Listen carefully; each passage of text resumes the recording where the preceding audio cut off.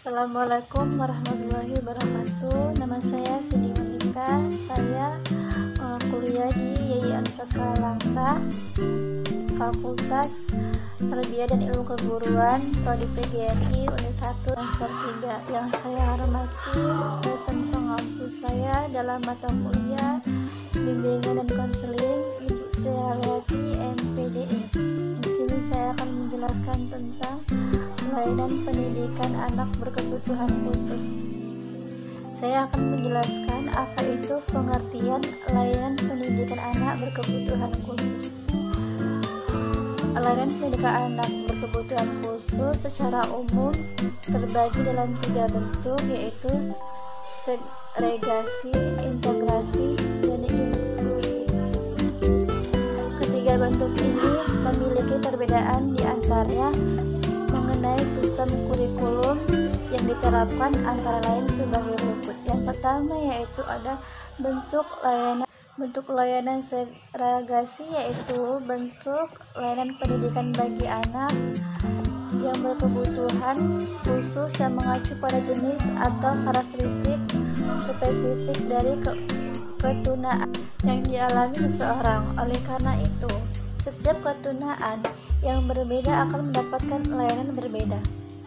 Bentuk layanan pendidikan segregasi memiliki sistem lingkungan dan kurikulum yang berbeda dari sekolah umum. Layanan ini menyelenggarakan pendidikan yang dilaksanakan secara khusus dan terpisah, yaitu penyelenggaraan pendidikan yang dilaksanakan secara khusus dan terpisah dari penyelenggaraan pendidikan umum. Dengan kata lain, anak berkebutuhan khusus diberikan layanan pendidikan pada lembaga pendidikan khusus seperti di sekolah luar biasa. Selanjutnya yaitu ada klasifikasi anak dengan berkebutuhan khusus. Kasus jenis berkebutuhan khusus ini sangat terkait dengan tingkat kesulitan yang dihadapi dalam. Yang pertama yaitu ada tunanetra. Tunanetra yaitu anak yang kekurangan penglihatan. Jadi oleh karena itu ada pelayanan khusus sehingga potensi yang dimiliki anak tersebut dapat berkembang secara optimal. Yang kedua yaitu ada tunarungu. Istilah tunarungu dikenal sebagai mereka yang mengalami gangguan pendengaran, dari mulai yang ringan maupun yang berat. Gangguan ini dapat terjadi sejak lahir atau merupakan bawaan. Jadi oleh karena itu dibutuhkan pelayanan yang khusus sehingga potensi yang dimiliki oleh para tunarungu dapat berkembang secara optimal.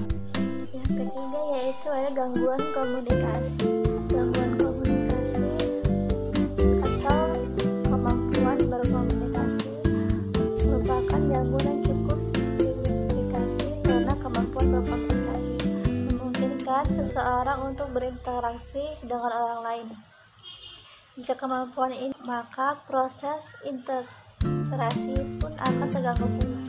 Secara garis besar, gangguan komunikasi dapat dibagi menjadi 2 kategori, yaitu gangguan bicara karena kerusakan organ bicara. Yang kedua yaitu gangguan bahasa. Oleh karena itu harus ada pelayanan khusus sehingga potensi yang dimiliki oleh gangguan komunikasi dapat berkembang secara optimal. Yang keempat yaitu ada tunarahita. Tunarahita seringkali dikenal dengan cacat mental. Cacat mental ini merupakan kemampuan mental yang berada di bawah normal. Tolak ukur yang sering dikenakan untuk ini adalah tingkat kerendahan atau EQ. Anak yang secara signifikasi mempunyai EQ di bawah norma dikelompokkan sebagai anak. Yang kelima yaitu ada tunadaska. Tunadaska secara harfiah yaitu cacat fisik. Oleh karena itu kecacatan ini tidak dapat menjalankan fungsi fisik secara optimal. Jadi dibutuhkan pelayanan khusus untuk dia hidup baik secara optimal. Yang keenam yaitu ada anak berkesulitan. Anak yang berkesulitan merupakan anak-anak yang mendapatkan kesulitan belajar, bukan karena kelainan yang dideritanya. Anak-anak ini umumnya mempunyai tingkat kecerdasan yang normal, namun tidak mampu mencapai prestasi. Jadi kita sebagai guru berkewajiban untuk mengidentifikasi mereka, kemudian memberikan kebutuhan yang sesuai dengan yang mereka butuhkan, sehingga anak tersebut memiliki kecerdasan dan tidak lagi berkesulitan.